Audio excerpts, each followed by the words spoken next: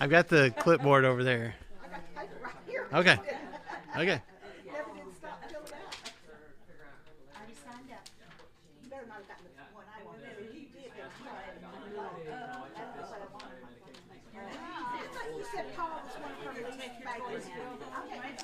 No, the stories are fine. Well, she doesn't like all the stuff that he has to say. Yeah, I don't like all the stuff. Just, he says. yeah, Now, Peter is my favorite. yeah, I can so relate to Peter. yeah, That mouth runs where the moon's for two or yeah, yeah, yeah.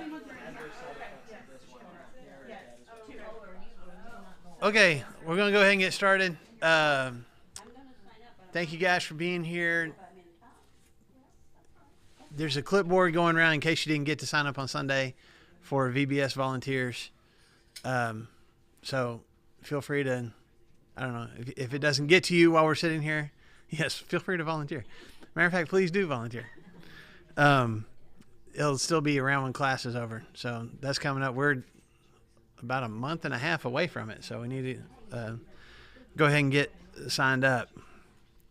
So first thing, we're going to talk a little bit at the beginning of class. We're going to be in Galatians 4 today. We're going to talk a little bit about kind of different kinds of knowledge. So I wanted to start out class this morning by testing your knowledge. So hopefully you've had your coffee, you got your thinking caps on. Did y'all ever have a teacher when you were in elementary school said put on your thinking caps? Yes. Did you actually put on? We have to do the motion. Did you? Did you picture in your head, Brandon, like what kind of cap it actually looked like? Was it like what you got on now, or it was a dunce hat? I would think of like the beanie with a little helicopter thing on top. That was my thinking cap. No, the dunce cap is the cone, like the triangle. That's what he said. Yeah, I would have liked to. Yeah. Anyway, okay. So just to test your knowledge a little bit. You're a cyclist in a cross-country race. Just before crossing the finish line, you overtake the person in second place. In what place did you finish? Start again. Second. Okay. You are a cyclist in a cross-country race. Just before crossing the finish line, you overtake the person in second place. In what place did you finish? Second. How many of your first instinct was to say first? Yeah. Yeah. But you're not in first because you took over the person in second. Man, Lori nailed that one right out the gate. Nice job. All right. A man pushes his car to a hotel and then tells the owner he's bankrupt. Why? Wow. Say that again. He pushes his car to a hotel and then tells the owner he's bankrupt. Why? Tells the owner that the owner's No. No. That he's, Yeah, because he's pushed it there. The owner is the owner of the hotel. Right. Yeah. Yes. So he tells the owner of the hotel that the owner of the hotel is bankrupt. No. He tells the owner that he himself is bankrupt. He wants a free room. He wants a free room. No, you gotta pay up. Go ahead, Brandon. He's playing Monopoly. Oh. He pushes his car to a hotel and tells the owner that he's bankrupt. Oh, man. I don't know if you can hear that online. There's a bunch of groans in the room right now. Okay. Okay. How far can a deer run into the woods? Until he gets into the woods. Once he's there. Until he gets, because if you're past It's halfway. Once you get past the halfway point, you're running out of the woods. So you run halfway into the woods. Yeah. But isn't he, once he's in the woods, he's in the woods? He is. But if you just got the woods and he runs into it, He's in the woods. at some point he's running back out. said how far can he run into the woods? He can run halfway. Because once you get halfway into the I woods, understand what y'all are saying, but I'm Okay. still saying once he's in those woods, he's in those woods. I'm not disagreeing that he's in it, but he's still going to have to get out. Let's see. What has a mouth but cannot eat, moves but has no legs, has a bank but no money? River. A river. Very good. Nice job. Didn't it? Was that? That wasn't one of them, was it? Okay. Yeah. Okay. Here's a rhyme for you. This rhymes. On my way to St. Ives, Do you know this one? Oh, Do you know the answer? Go, go, go. Okay. On my way to, I hadn't heard it before. On my way to St. Ives, I met a man with 7 wives. Each wife had 7 sacks. Each sack had 7 cats. And each cat had 7 kits. Kits, cats, sacks, and wives. How many were going to St. Ives? Oh yeah, just the one. What do you think, Brandon? I feel like if I had paid attention to the very beginning. But right now, in your mind, what are you thinking? I think 7, but I guess it's 1. Anybody else? There's a whole bunch of... He says 7. Anybody else? My ADD turns it off after like. Yeah. Cats? No. Yeah. Okay, so you're right. The very beginning, on my way to St. Ives. So how many are going to St. Ives? Just one. Just one. Just one. Because I met a man with 7 wives. Okay. What are the VBS dates again? July 4th through the 7th. 4th. Did I say July? Yeah. Sorry, June 4th through the 7th. 7th. First week of June. June 4th to the 7th. June 4th through the 7th. Okay. What is unique? I'm not going to give you my whole list. I'll save some of these for next week, so we won't spend all our time on this. What is unique about the number 8,549,176,320? Probably be easier if you actually saw it written out. Let me write it out. Money I don't have. Have one number from, or one number, each number is represented once. Sorry. That's true, But, but there's something else that's even more unique about it. 8 well, isn't billion it using 400 all and 420. no, it was 467 million. Oh, 500. Some kind of math. 8,549,000. 100. Oh, no. 8 billion. 8 billion. 8 billion. 549,000. Million. 176,000. Stop math. I can read that number. But it's using all of the Something to cardinal do if you numbers. add them up. All the numbers are used from. Yes, every single. That's part of it. That's part of it. That's what I was saying. Every single number is used, but there's something else about it. I can't see it because you're here. Well, sorry. How about that? That's probably something so obvious. I have another running question. 5 plus 4 Is it because, 9. 5 plus 4 is 9 and 1 plus 6 is 7? I'll give you a hint. It has nothing to do with math. All right. Okay. Y'all want me to tell you? Upside down to the I know, that's what No. I'm like, I'm trying to picture it in a Yeah. calculator. Because I was trying to figure all the numbers. Oboe. It's every number, all 10 numbers, but they're also arranged in alphabetical order. 8, 5, 4, 9, 1, 7, 6, 3. 0. Oh man, got some more groans on that one too. All right. I used to tell this one to teenagers. You're in a cabin and it's pitch black. You have one match on you. Which do you light first? The newspaper, the lamp, the candle, or the fire? You light the match first. Very good. Okay. Last one for today. I'll save this list and give you some more. How? No, never mind. We'll wait on that one. We'll go to a different one. A truck driver is going down a one-way street the wrong way and passes at least 10 cops. Why is he not stopped? A truck driver is going down a one-way street the wrong way and passes at least 10 cops. Why is he not stopped? He's walking on the sidewalk. All right. Only a couple of people groaned on that one. Okay. So there's some of those and maybe I'll bring those next time. Those riddles, it's like, you get like just a little bit of piece of information and then you got to figure out what happened. And those are so frustrating to me that I'll try you can ask a whole bunch of questions to try to find out the answer. And I'll ask about 3 questions and I'm like, I'm done. I'm out. I'd rather just know. I don't want to try to figure it out. Do y'all? What about y'all? Do you like to try to figure those riddles out, or would you rather just know the answer? Sherry shaking her head. No, just tell me. Just tell me the answer. Yeah.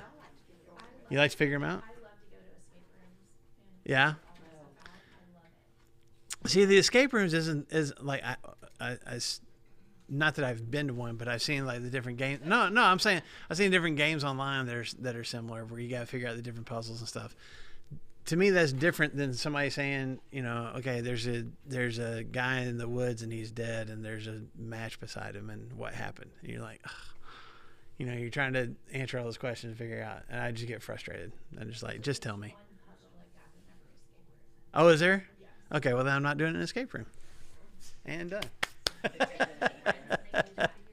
Let them do that part. So I just want to be thinking about like just what we know, how we've come to know it. I mean, what kind of students do you personally think that you were, in high school and college? You pretty good student, decent, horrible, like in just your own perception. What do you think? Grade-wise, behavior-wise? Well, let's just go grade-wise, because behavior-wise, I wasn't the best myself. I made good grades. I've told y'all, except for my conduct grade. My conduct grade was always bad. Yeah, but see, some of us had good conduct grades. We just didn't have all Yeah, that. well, I was the opposite. Anybody? I had decent grades. Mm-hmm. Average. Okay. Okay. I graduated Yeah. I got the piece of paper with my name on it. That's all that matters. 3 times. Maybe a couple of times, no big deal. Not so much. Yeah. Why would they suspend you What for does it running really late? matter? Yeah. Yeah. Do you feel like how many feel like you just between the two, you have more should I say street knowledge, common sense, that kind of knowledge versus like book and academic knowledge? Which one do you think you have more of? Book and academics. How many of y'all say that? Like I know more facts and more things. Nobody raise their hand. How many of y'all think it's more I just know how to live life. I know how to accomplish things. Brandon, you didn't raise your hand on either one. So I think I'm pretty even, because there's some things that Morgan's like, how could you not know this? yeah. She makes me feel dumb with the nurse stuff. I still can't tell the difference between was it Motrin, Advil, ibuprofen. I can't tell the difference. Apparently, a lot. They're all the same. Yeah. But then like there's some things I'm a really big nerd about, and then some other things I'm like, I really don't care. Yeah. And you know what I found too is the older you get, the more the common sense kicks in. Okay. Because when I was Because of life experience. to get my Mhm. my last degree, Mhm.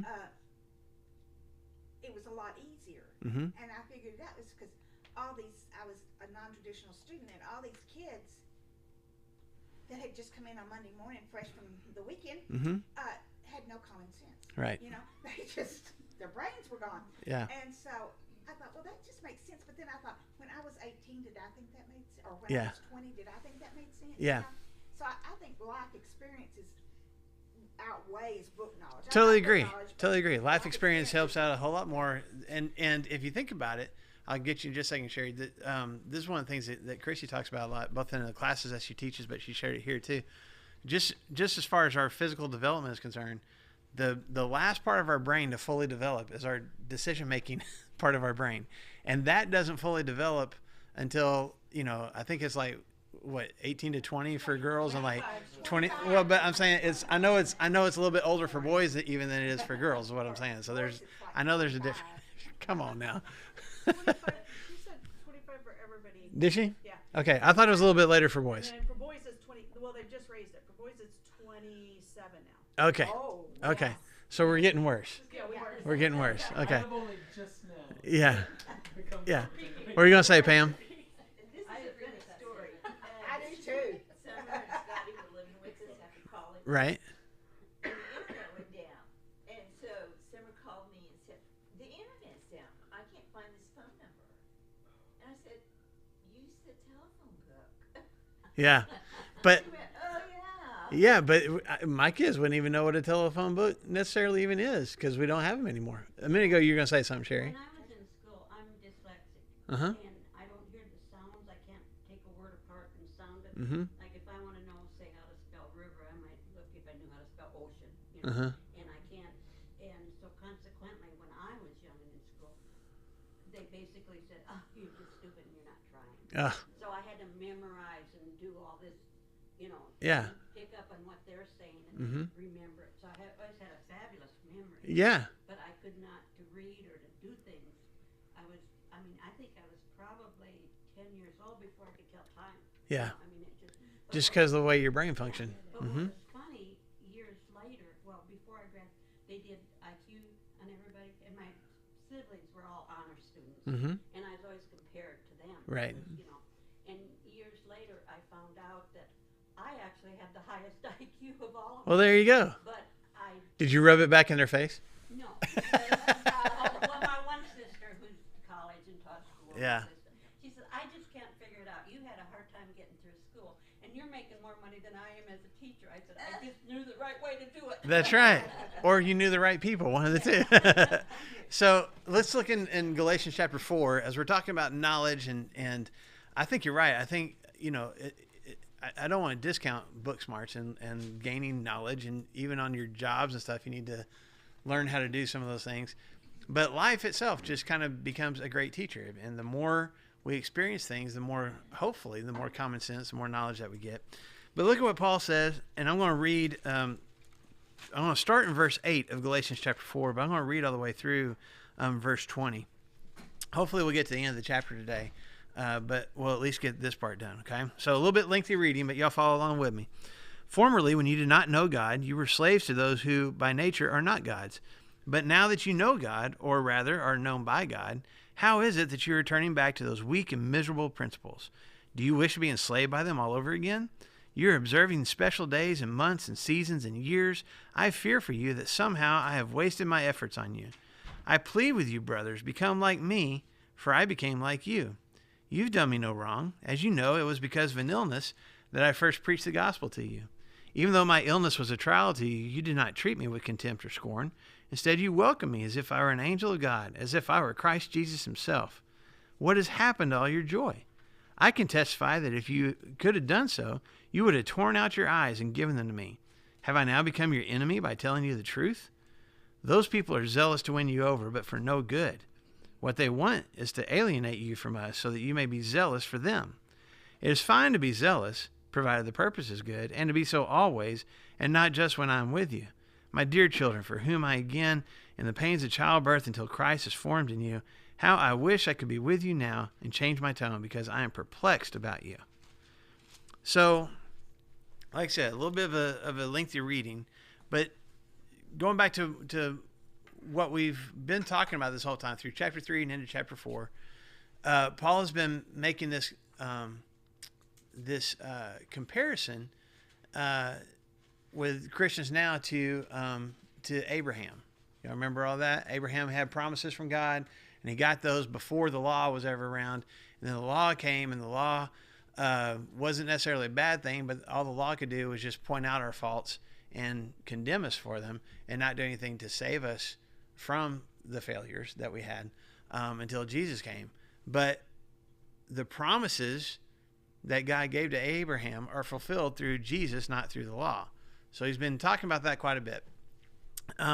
So he comes to here in chapter 4 and verse 8, and he directs all these different analogies and stuff that he's been talking about. He kind of refocuses his attention directly to these people, okay? And he kind of turns things back on them. He says, there was a time, there in verse 8, when what? You didn't know God, okay? There was a time when you didn't know God. Now, is he talking to the Gentile Christians? Is he talking to the Jewish Christians? Or is he talking to both? I think it's the Galatians, so it's the Gentiles. Okay, but Galatia is a geographical area, and there are Jewish Christians and Gentile Christians that are in this church. And remember, the big problem that Paul is addressing in the Galatia, in these churches, these different cities that are in Galatia, is what? What's the main issue that he's been addressing through this whole letter? The Jews wanting to make the Gentiles conform to their Do ways. Jewish things. Yeah. and the big thing was circumcision, but other, feasts and festivals and traditions and rules besides that. So he's been addressing that this whole time. But if you compare, like, the Jews and the Gentiles before they became Christians, who would have had a greater knowledge of God? The Jews did. Okay. So obviously it seems as though he's talking to the Gentiles here. Formerly, you didn't know God. Okay. But then in verse 9, he says, now what? Now you know God. Or rather, you are known. And then he corrects himself and says, actually, it's not just that you know God, but you are known by him. Still talking to just the Gentiles? Okay. We'll hold that thought for a second. All right. I'm not going to get, I know we're talking about knowledge and stuff. I'm not going to get too deep on you, but two different Greek words that are used here for the word know. One of them is more common than the others. Okay. But the first one is a Greek word called oida. And it's related to another word, which is adon, which has to do with vision. But it's knowledge through perception. It is more along the lines of having complete knowledge. I am fully aware of this particular thing. Okay. Then there's another Greek word that's used more often actually in the New Testament, and it's called gnosko. And gnosko, we've talked about it before actually, is knowledge through experience. You remember us talking about that, not in Galatians, but in another class recently we talked about it. I know something because I'm experiencing it. I'm in relationship with it. It doesn't come across as a completed knowledge, but something that I'm continuing to grow in because I'm continuing to experience that thing. Does that make sense? See the difference between the two? Okay. So in verse 8, Paul uses the word oida. Formerly, when you did not know God, when you didn't have a full perception, a full vision, a full understanding of who God is,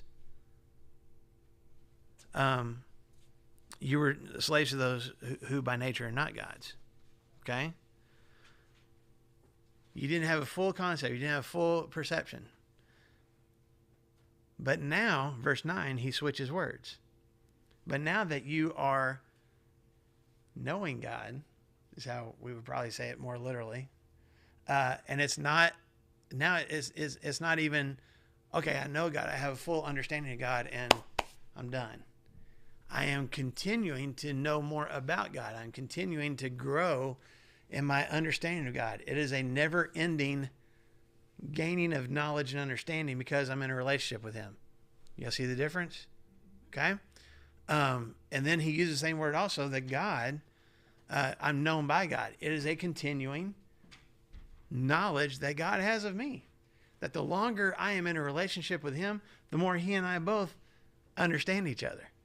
The more he and I both get to know each other on a more intimate level. Okay? I think it's significant, and maybe this is just me, so I'm throwing out my 2 cents worth here. I think it's significant that Paul uses two different words. And I think that even in verse 8, I think it can apply to both the Gentile Christians and the Jewish Christians. Because the Gentile Christians, before finding out about Jesus, would have no knowledge of God, right? They knew about Greek gods and Roman gods and, I don't know, different cults and idols and whatever else that they were worshiping. They didn't necessarily know about God. So obviously they didn't have knowledge of God. But I think there's a little bit of a dig at the Jewish Christians. You thought you knew God, but you didn't have a full perception and a full understanding of who God is. And so he says, when you were in that state, both of you, when you were in that state, you were enslaved to those who by nature aren't gods. Well, the I don't know, different gods, the different belief systems, the different lifestyle choices that the Gentiles would have had, they were enslaved to those things and to the consequences of those things. But the Jews would have been enslaved to what? What he's been talking about, slavery. This whole time, You've been enslaved to the law. You have treated the law as your God and have been enslaved to it. And it's not even a God. It's a rule book. Y'all see that? Now, this is my perception. You can Google this or read another commentary and find out a different opinion probably. But this is what I think Paul is not just talking about the Gentile Christians here. He's talking to both groups, and the principle applies to both groups. Neither one of you had a full understanding of who God is. But now you're starting to get there. Now you're growing in your knowledge. And this is the growth that we talked about just a second ago, the life experience. I'm gaining more knowledge of God, not just because I'm reading the rule book, not just because I'm reading the law as the Jewish Christians would have before, but I'm living in this relationship with him, and I'm saved by Christ, and I have this Holy Spirit. I mean, you just got done talking about the Holy Spirit. We ended class with that last week, right? Verses 6 and 7, he talked about we have this Spirit living in us. I'm gaining a greater understanding of God. Am I still growing in it? Absolutely. But I'm gaining more knowledge because I'm not just limited to the rule book anymore. I'm gaining more knowledge through my experience of being in a relationship with him. And he is gaining more knowledge of me because his Spirit is living in me. Y'all see that? I see that. I think, though, that part of it is the way that people who translated the Bible divided it up. Because the heading for that section on mine says Paul's concern for the Galatians. Right. Okay, and then so that being the case, when you did not know God, if he's talking to the Galatians there, and then he says in verse 9, but now that you know God, you would assume he's talking to the same people. Mm-hmm. You know, so it may be just the translation. Or It could be. I just think when he's like formerly when he uses that word you, I don't think he's just talking to the Gentiles who never had an awareness of God. I think he's talking to both. I think it can apply to both. If we get to heaven someday and Paul's like, hey, I was just talking to the Gentiles in that verse. Okay. Fine. Turn around and say, Lou, you were right. Yeah, that's right. That's right. Because that's what we're going to think. Yeah. Hey, Lou, you were right. But the bigger, and I mean, it's a good thought. And the bigger principle that I want us to understand is again, these two different understandings of knowledge. I may never get to the point where I fully understand everything there is to know about God and how he works and what he does and what he's doing in my life. But am I growing in that? Do I know him in the sense that I'm continuing to stay in that relationship with him and grow in that? Even if I never get to the oida, even if I never get to the full comprehension and understanding of who he is. I want to keep growing in that. Okay. And I think that should be the goal for all of us. I don't ever want to become just satisfied and be like, well, I've kind of got this God thing figured out. Hopefully it's something that I want to keep, growing in. Okay. But he also says in verse 9, if you are known by God, he's getting to know you, you're getting to know him, then why are you going back to these, my translation says weak and miserable principles?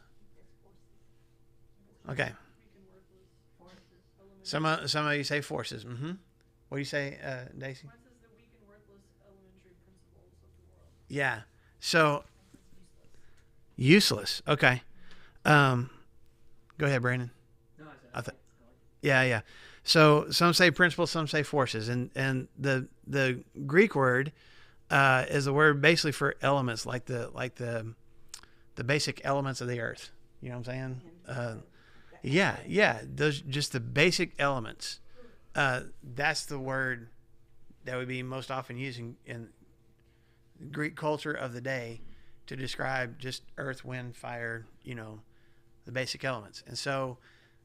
They would also use that word to just talk about basic principles, like the first things that you teach kids in school, the ABCs, the elementary stuff.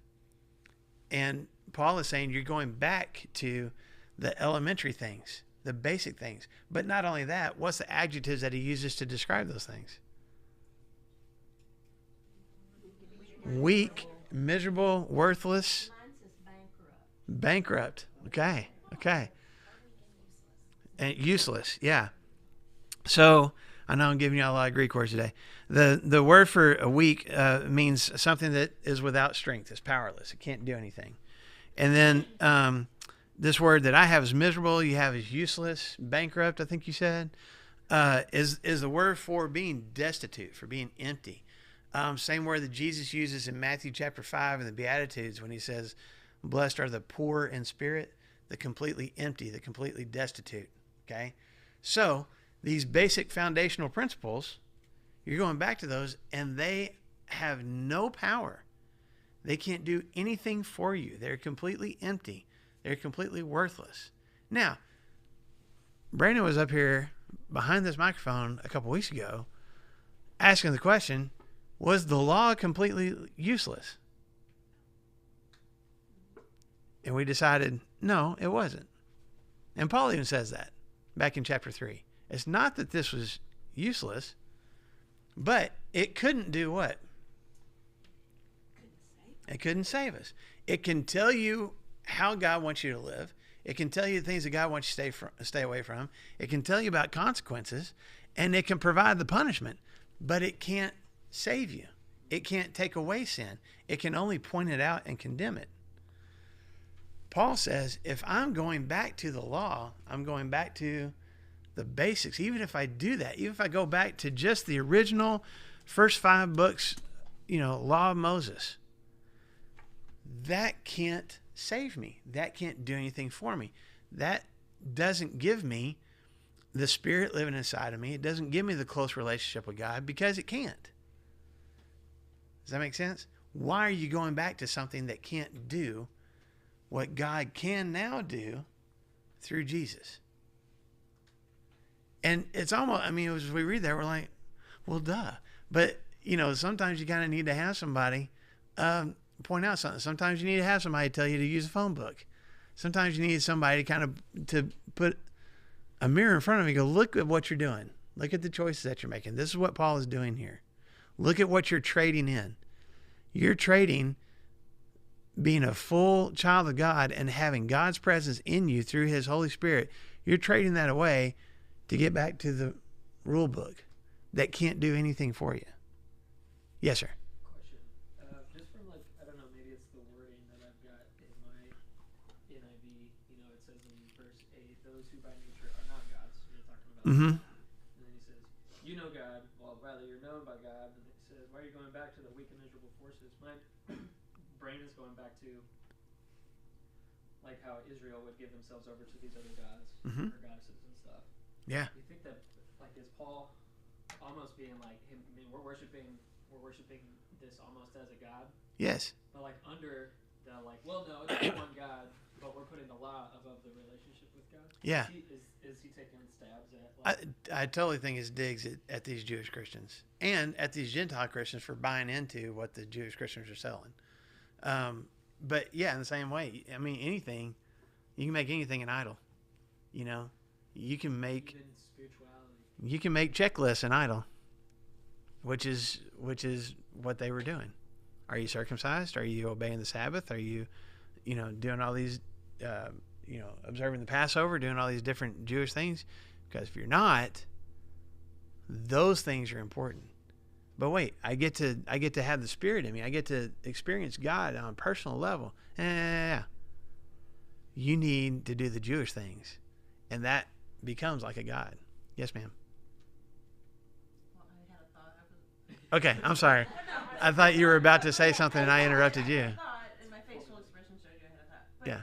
it's just like what he created us to be in the garden with him. Mm-hmm. He didn't create us to just be little, I don't know, worker bees that just are following this law. Mhm. He wanted relationship that was so important to him. And I don't know, I feel like Jesus was sent to get us back to that. And I feel like even today there's, folks that can still focus so much on we gotta live right, we gotta live right. For sure. Instead of we gotta be in relationship Yes. The biggest, I mean, from the get-go, the thing that God craved was relationship. He picked us out of all of his creation to have a relationship with. That was the design from the beginning, you know, and we messed all that up. But even with the law, or even now, like it doesn't take away the need for obedience. It doesn't take away the need to do the things that God wants me to do. But now the reason I do those things is not because I want to keep a checklist, not because I've elevated the rule book to becoming my God. I do those things because I am so moved by the love I've been shown and the relationship that I'm in now. And I mean, it's like any other relationship. It's like a marriage. I mean, you do things for that other person because you care about them that much. And they ask you, can you do this for me? Absolutely. Why? Because I've got to, because I got a checklist of things, and you know, I got my list of things that you give me that if you do these things, I will love you. Is it conditional like that? No. I'm doing those things because I do love you. And I'll do anything I can because I recognize that you love me too. And you'll do anything for me. And that's the relationship that God wants to have with us. I will bless you. I will take care of you. I will forgive you. I will make your life the best that it possibly can be. And all I want is for you to love me in return and do the things that I'm asking you to do for your benefit. I mean, 1 John tells us his commands are not burdensome. They're actually really, really good. You know? Huh? And like, yeah, that's right. Well, it's like, to me, it's more like being a parent. Okay. A child. Mm-hmm. You know, you enforce those rules or whatever one wants to call them. You have those rules and you enforce them because you know the consequences that comes with that life Right. experiences. You know what's going to happen, even if that child hasn't developed to that point. And Right. That's kind of how we are. We're still developing, so we still need God to tell us or let us. We need to have the Spirit within us so that He can let us know. Nah, that's not what you need to do. Absolutely. But You know? but even with that parent-child relationship, do you want the child to always Yeah. do the right thing because they're scared of you? No. Because they're scared of, no, I'm saying, I'm agreeing with you. Because you're scared of consequences? That's not what you want. I mean, there need to be consequences for not doing those things, but I want them to do those things because we love each other. Mm-hmm. I'm giving you this life to live because I care about you. You do those things because you care about me and realize that I am wanting the best for you. It is about relationship. That's what Lori was bringing up.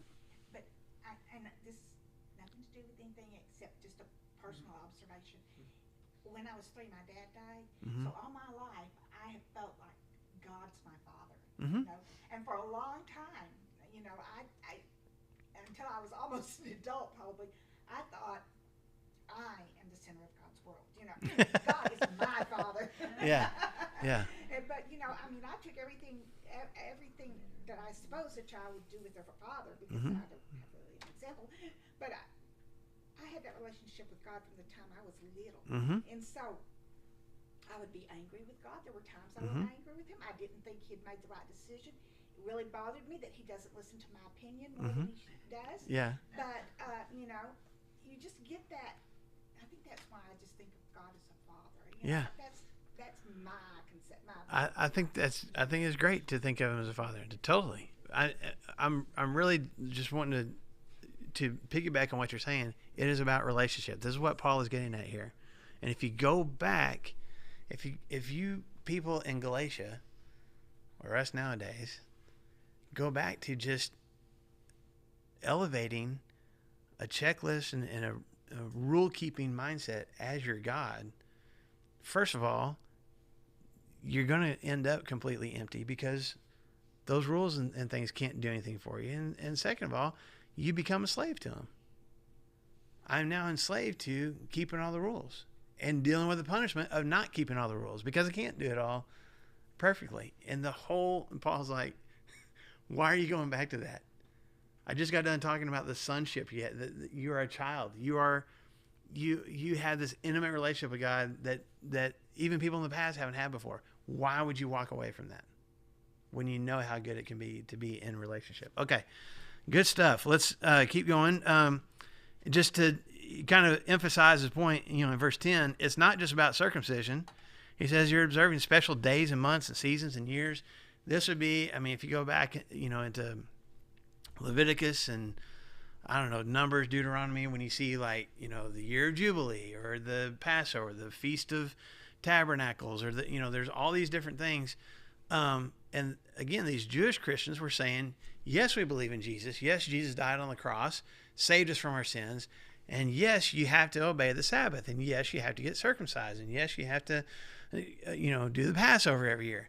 And it's not, I would even, I'm just going out a little bit on a limb here.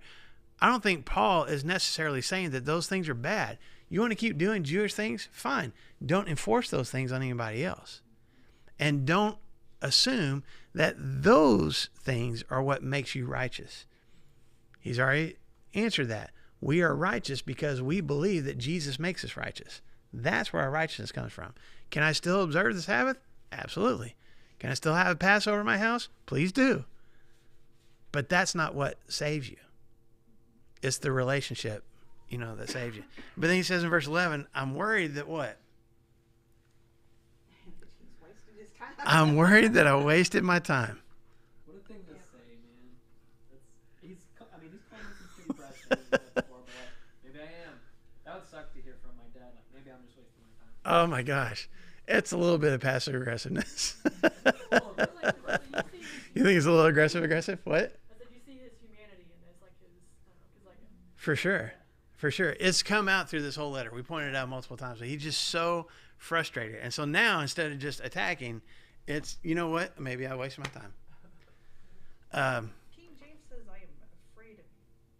I am afraid that, that's a... Afraid for you or Of you.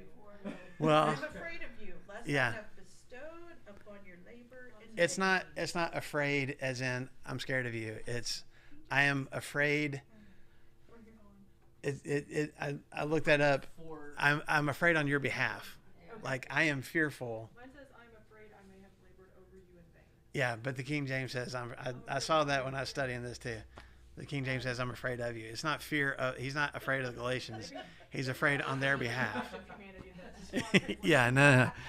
And mine says efforts. That my efforts have been, that I've wasted my efforts on you, okay? What was the point of preaching about freedom in Christ if they're just going to return to slavery? That's basically what Paul's asking. We spent time when I was with you. We spent time talking about this. And now you're buying back into the thing that enslaves you. What was the point? It'd be the same thing that I guess probably people felt back, after the Civil War. We had the Emancipation Proclamation. People have been set free. And some of those folks went back to slavery. Well, what was the point? What was the point of thousands upon thousands of people dying in war if you're just gonna go back to slavery again? So that's what Paul's getting at here. And he's frustrated. Okay.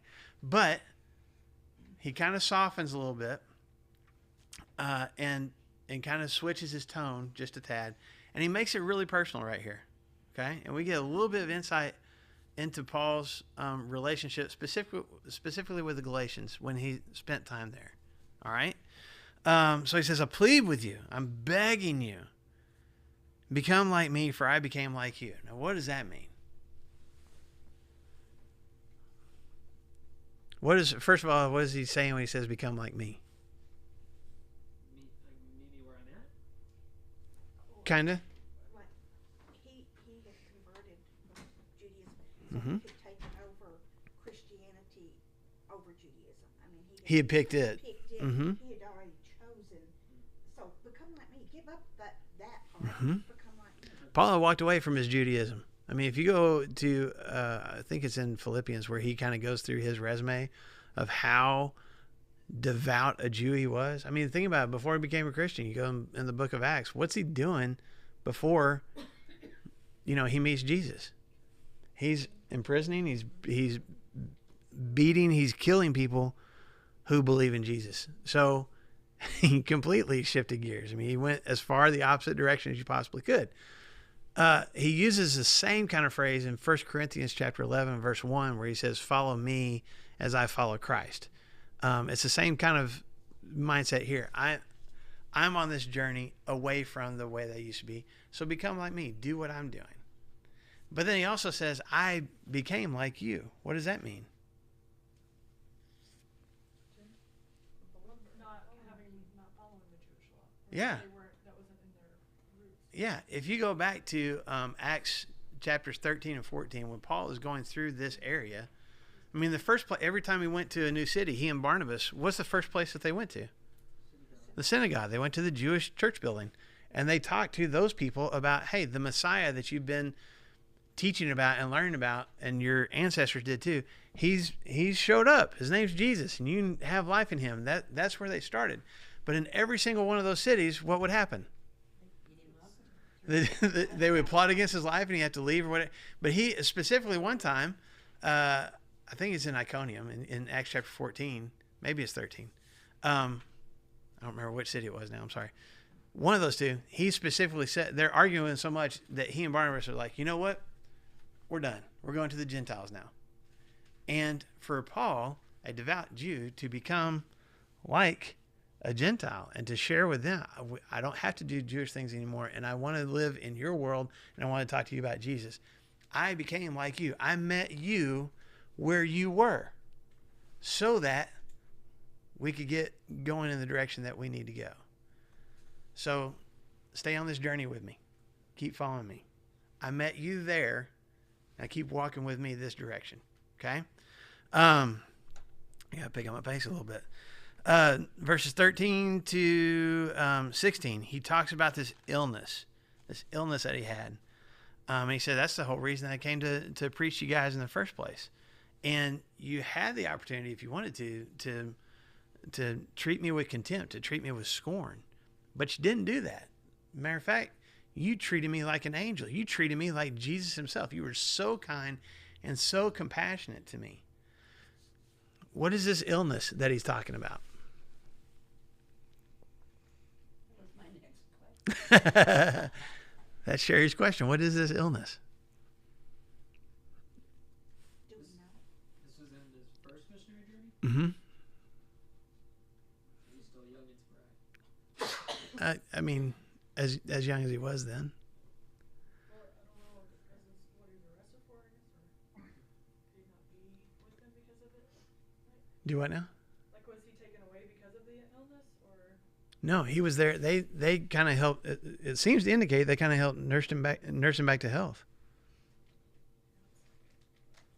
I always thought it had something to do with his eyes because they mentioned his eyes in other references. Mm-hmm. But then this says something about it being so revolting.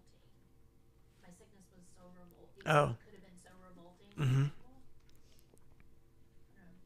Yeah, That's a revolting illness, huh? Yeah, like COVID. Yeah, that's right. That's right. Okay, so the answer is nobody knows for sure. Bible doesn't say anything about it, and he really doesn't give any details here. So there's theories. Some believe that the northern part of the area of Galatia is kind of swampy, and malaria was common among other diseases, and so he may have had some kind of sickness that we just don't know about during his time there. And if that's the case, well, I'll put a pin in that for a second. Some people think maybe there was some kind of disease that affected his vision. Because he says, here in verse, was it 15, I think, that if you'd had the opportunity, you'd have torn your own eyes out for me.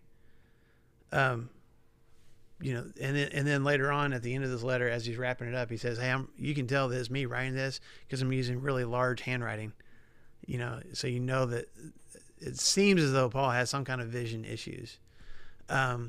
Maybe there was a disease they had that affected his vision. And maybe that happened while they were there. What's the other thing that we know for sure happened to him while he was in this area, according to Acts 14? Stone for sure. He got, like stoned, and not the stone that we think of nowadays. Like he had rocks thrown at him until they thought he was dead. They dragged his seemingly lifeless body outside the city and left him for dead. And then he gets back up and walks back in. You get pelted to death with rocks, there's going to be some damage to your body, right? And so it could be just when he says, it was an illness, that word illness doesn't necessarily mean a disease. It just means, it literally means a bodily weakness. So it could be a disease. It could be just, fatigue. It could be that his body was beat to a pulp with rocks and he's having to recover. We don't know for sure. Okay. There's lots of different theories and they probably all have some level of correctness to them. Personally, I kind of lean towards there was some disease with a vision thing because he mentions the eyes. Yes, ma'am. I have a note in my Bible that says the expression "tear out your eyes" for me was a common expression of the time for giving up everything for another, not an indication of untrust. Right. So that's like when somebody says, that guy, he's such a good guy, he'd give you his right arm to help. It's that. Yes, it was an idiom back in that time too. So, and that could be, he could be just saying, you guys would have done anything for me. You would have given anything for me. So absolutely, that could be it. I don't know. I don't know for sure. Whatever it was debilitating to him. And it was enough of a situation where they could have completely turned their backs on him for a couple of reasons. If it's an illness, there's all sorts of the Jewish laws that would keep you from being around that person. You didn't want to become unclean, so you didn't come around them. They had to kind of fend for themselves. And he's saying, you know what? You didn't even, he could be saying, I'm not saying he is, he could be saying, you didn't bother with the rituals and the rules then. You cared so much about me that you took care of me as if I was Jesus himself.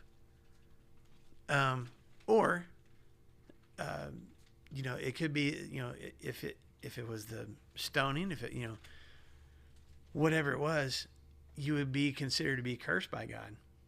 And don't come near that person because they deserve whatever punishment from God they're getting. He's like, you didn't treat me like that. And they know what he's talking about. And it's a very personal thing on Paul's part to say, and it gives us a little more insight, I think, of why this whole situation was so hurtful to Paul.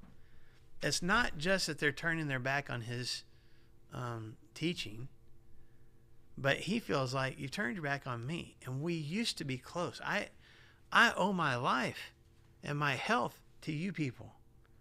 You cared about me so much then. Why? Because what's his next question at the end of this? Have I now become what?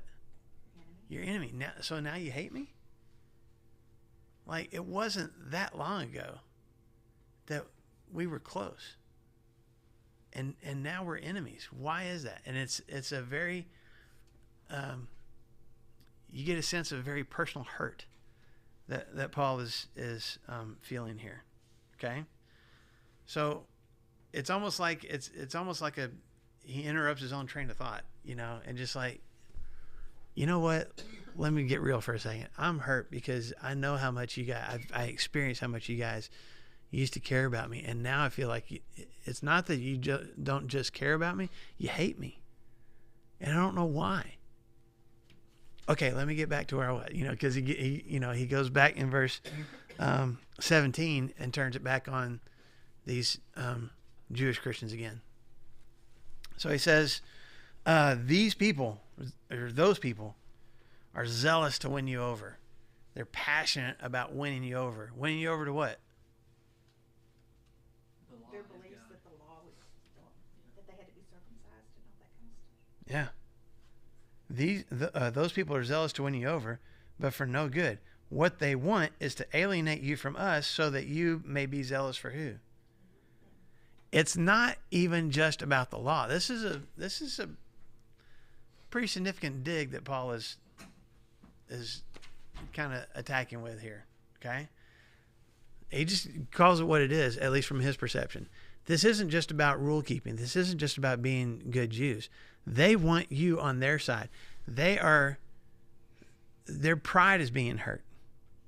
And they want to be able to brag and say, look at how many of these Christians we have converted to our form of Christianity. So they were sort of like Messianic Jews, weren't they? Yes. They believed Jesus was the Messiah. Mm-hmm. But you still got to hold on to your Jewish roots too. Mm-hmm. Yeah. I feel like it'd be like wanting to be part of like the country club and you don't get to be part of it if you like don't meet these certain standards. Yeah. Yeah, you're not in the club if you don't do. Keeping up with the Joneses, like you want these certain things, but like, what benefit do you find from it? Yeah, to fully buy into it too. You really want to be a member here, you know.